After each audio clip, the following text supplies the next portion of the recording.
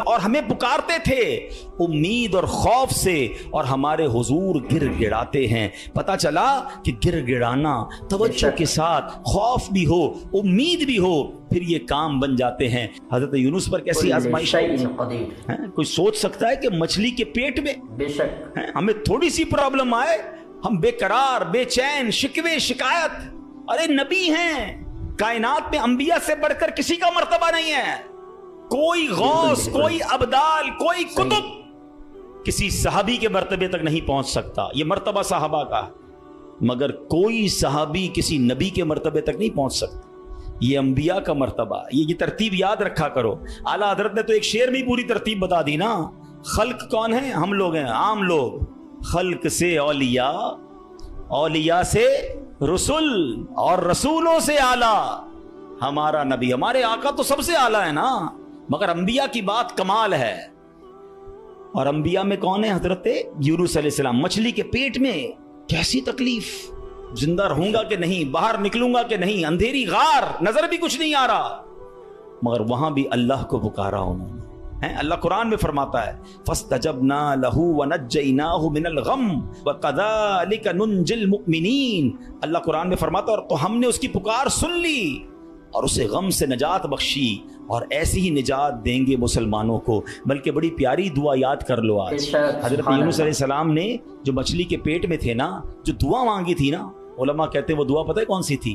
جس کو آج ہم آیت کریمہ کہتے ہیں نا، لا الہ الا انت سبحانک انی کنت من الظالمین۔ یہ چابی ہے، ہاں یہ مصیبت کے تالے کی چابی ہے، یہ کمال کی دعا ہے۔ اور یہ آپ نے دعا کی اور اللہ نے مچھلی کے پیٹ سے آپ کو نجات عطا فرما دی، پھر سے قوم بھی عطا فرما دی، سرداری بھی عطا فرما دی۔ تو یہ دعائیں ہیں جو بے قراری میں، مصیبت میں رب کو پکارا گیا۔ اللہ اکبر۔ تو اے میرے پیارے اسلامی بھائیوں، اللہ کرے کہ ہم اپنے رب کو پکارنے والے بن جائیں، صحیح طریقے سے دعا کرنے والے بن جائیں۔ ذرا دیکھو نا میرے پیارے اسلامی بھائیوں، ہماری زندگی میں کتنے مسائل ہیں۔ کبھی کبھی ہمارے معاملات بڑے اٹک جاتے ہیں۔ اب کسی کو پیسوں کی ضرورت ہے، قرضے کی ضرورت ہے، اب جناب سارے دروازے بند ہو جاتے ہیں، اور اب کسی بھائی سے امید بندہ لگاتا ہے، آخری وقت میں وہ بھی منع کر دیتا ہے۔ سیٹھ صاحب پر نظر پڑتی ہے، وہ بھی معذرت کر لیتے ہیں۔ دوست احباب سے پوچھتے ہیں، وہ بھی جواب نہیں دیتے ہیں۔ سب دروازے بند ہیں، کوئی امید باقی نہیں بچتی، بندہ مایوسی کی طرف جانے لگتا ہے۔ مگر جب سب دروازے بند ہو جائیں تو ایک امید باقی رہتی ہے، ایک دروازہ اس وقت بھی باقی رہتا ہے۔ اللہ اکبر۔ بادشاہوں کے دروازے بند ہو جاتے ہیں، مگر میرے رب کریم کا دروازہ کبھی بند نہیں ہوتا۔ لوگ ساتھ چھوڑ دیتے ہیں، بھائی بھائی سے دامن چھڑاتا ہے، لیکن اللہ پاک اپنے بندوں کو مایوس نہیں کرتا، بلکہ یہ تو ایسا دروازہ ہے کہ نیکوکار آئے تو بھی نوازا جاتا ہے، گناہ گار آئے تو اسے بھی نواز دیا جاتا ہے۔ ہمارا نبی تو کریم ہی جو ٹھہرا، تو کرم کے کیا ٹھکانے، تو کریم ہی جو ٹھہرا، تو کرم کے کیا ٹھکانے، تو نوازنے پہ آئے تو نواز دے زبانے۔ ایک اور واقعہ سنو۔ ایک بہت مشہور ڈاکٹر تھا، میں نے واقعہ کتاب میں پڑھا۔ مثال کے طور پہ اس کا نام ڈاکٹر احمد تھا۔ ساری زندگی اس نے بڑے آپریشن کیے، اس کا بڑا نام تھا۔ اب حکومت نے اعلان کیا کہ اس کو گولڈ میڈل دینا ہے، لائف ٹائم اچیومنٹ ایوارڈ۔ پوری زندگی اتنا کام کیا اس ڈاکٹر کو، ملک کے دارالحکومت میں بلایا جائے گا اور ایک بڑی تقریب ہوگی اور اس کو گولڈ میڈل دیا جائے گا۔ ڈاکٹر بڑا خوش، اتنا بڑا ایوارڈ ملنے والا ہے۔ ڈاکٹر صاحب نے فلائٹ بک کی، جہاز میں بیٹھے، جیسے ہی جہاز اڑا تو کچھ دیر کے بعد جہاز موسم خراب ہو گیا، جہاز میں کوئی پرابلم ہو گئی، تو جہاز کو راستے میں کسی چھوٹے سے ایئرپورٹ پر اتار لیا گیا۔ ڈاکٹر صاحب جہاز سے نکل کر عملے کے پاس جاتے ہیں کہ بھائی کب جہاز اڑے گا، میری تو وہاں بہت اہم تقریب ہے اور سارا پروگرام میرے لیے سجایا گیا ہے، میں چیف گیسٹ ہوں، مجھے گولڈ میڈل ملے گا، بتائیں دوبارہ جہاز کب اڑے گا؟ سر چھوٹا سا ایئرپورٹ ہے، جہاز کا پرابلم بڑا ہے، اتنا جلدی ٹھیک نہیں ہوگا، آپ کو اگر پہنچنا ضروری ہے تو آپ کوئی گاڑی لیں کرائے پر اور بائی کار چلے جائیں، آپ پہنچ جائیں گے اپنی تقریب سے پہلے۔ ڈاکٹر نے کہا یہ بھی آئیڈیا ٹھیک ہے، جہاز کے انتظار میں کہیں میرا پروگرام ہی مس نہ ہو جائے۔ ڈاکٹر صاحب نے گاڑی بک کی، رینٹ ا کار لی، جیسے ہی راستے میں گئے تو زبردست بارش، آندھی طوفان۔ اس اندھیرے میں، اس آندھی طوفان میں ڈاکٹر صاحب راستہ بھول گئے اور کسی مین ہائی وے سے نکل کر گاؤں کے روڈ پہ چڑھ گئے۔ بہت دیر تک راستے میں، اب بھوک بھی لگ رہی، کھانا بھی نہیں کھایا، اندھیرا گپ، بارش ہو رہی ہے. اچانک ایک چھوٹا سا گاؤں میں گھر نظر آیا جس میں ایک بلب جل رہا تھا. ڈاکٹر صاحب نے کہا اب تو حالت ایسی ہو گئی، دروازہ کھٹکھٹایا. اللہ کی ذات ہے. بوڑھی عورت نے دروازہ کھولا. کب ماں جی کچھ کھانے پینے کو ملے گا، بہت بارش ہو رہی. کہا بیٹا اندر آ جاؤ. وہ اندر چلا گیا. ماں جی نے بڑی محبت سے اسے پانی بھی دیا، کچھ کھانے کو بھی دیا. تھوڑی سانس میں آئی تو ڈاکٹر نے دیکھا کہ برابر پہ بستر پر ایک نوجوان لیٹا ہوا تھا. اب ماں جی یہ کون ہے؟ کہا بیٹا میرا بیٹا ہے. کیا ہو گیا اسے؟ تو بھی نوازا. اس کو بہت بڑی بیماری ہے. ماں جی علاج کیوں نہیں کرواتی؟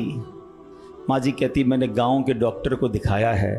ڈاکٹر کہتے ہیں ہمارے وطن میں ایک ہی ڈاکٹر ہے جس کا نام ڈاکٹر احمد ہے، وہی اس کا علاج کر سکتا ہے.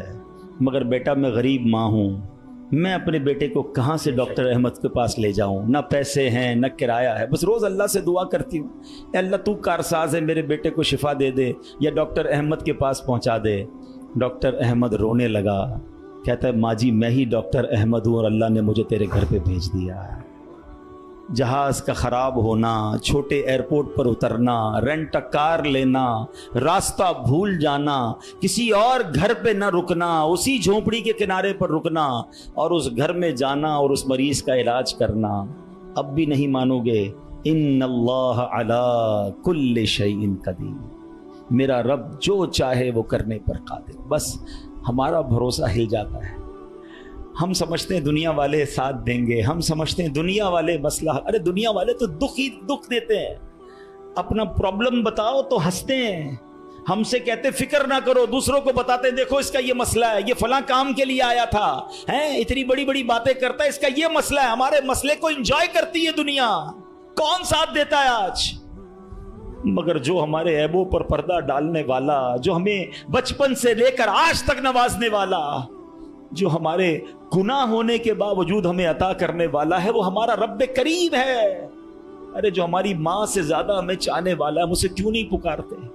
اس کی طرف توجہ کیوں نہیں کرتے؟ حالانکہ اس کی رحمت تو اس کے دروازے کھلے ہوئے ہیں، وہ تو دینا چاہتا ہے.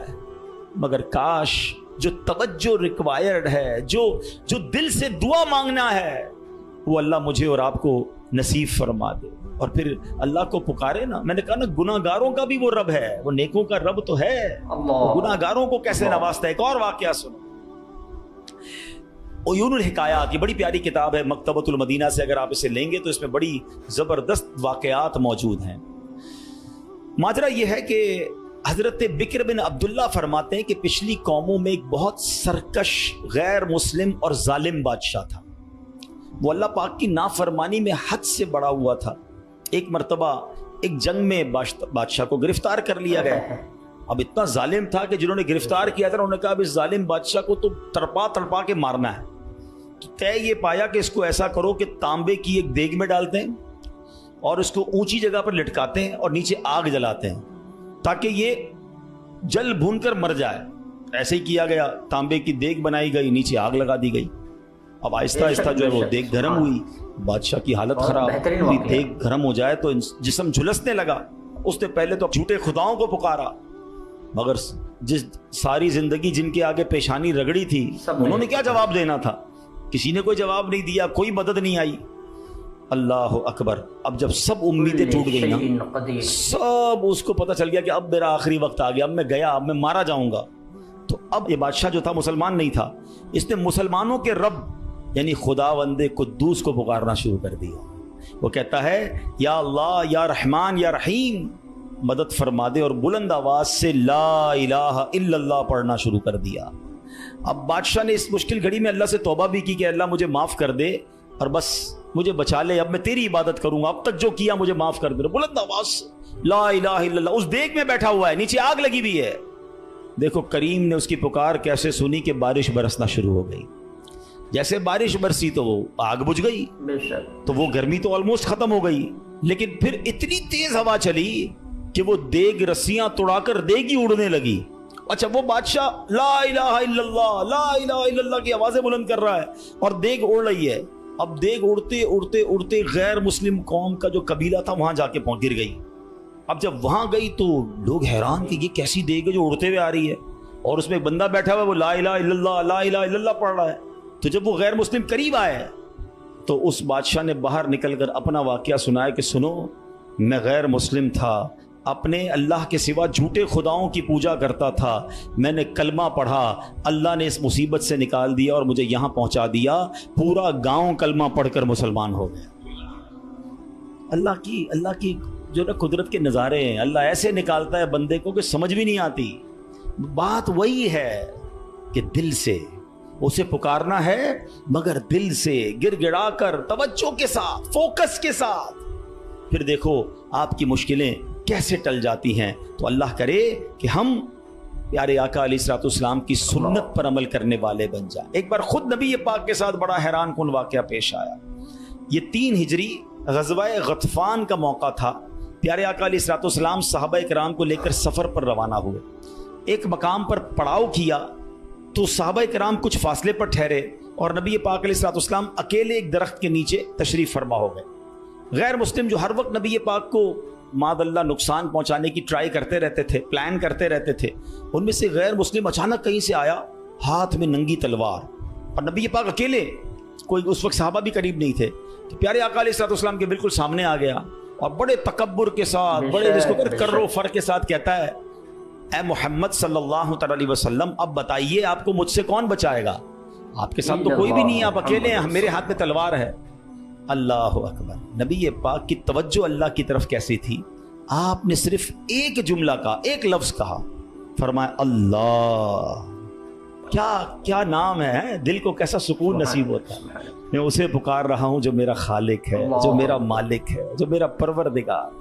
پکارا کرو اسے، نام لیا کرو اس کا، کہو اللہ اللہ اللہ اللہ، پکارو اسے، اللہ اللہ اللہ اللہ۔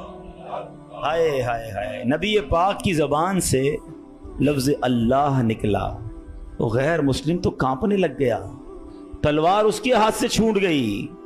اب نبی پاک نے تلوار اٹھا کر کہا، اب بتاؤ تمہیں مجھ سے کون بچائے گا؟ تھوڑی دیر پہلے تو وہ کہہ رہا تھا نا آپ کو کون بچائے گا، اب آقا کے ہاتھ میں تلوار ہے صلی اللہ تعالی علیہ وسلم، اب بتاؤ تمہیں کون بچائے گا؟ وہ کہتا ہے حضور مجھے بچانے والا تو کوئی بھی نہیں ہے، وہ مسلمان تو تھا نہیں۔ نبی پاک علیہ